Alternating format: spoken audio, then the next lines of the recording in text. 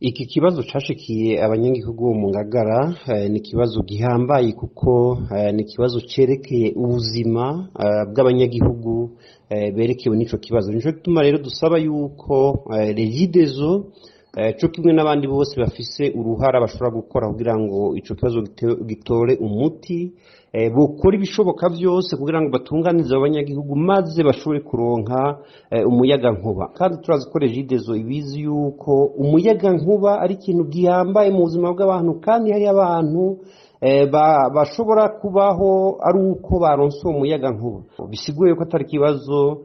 co gufatwa minenegwe kuvuga yuko bizofata iminsi myinshi,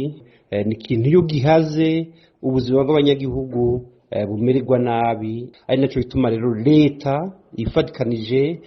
n'abajejwe intwaro cane abarongoye Regideso, ikibazo nk'ico iyo kirinze kibateza gushiramwo uburyo bwinshi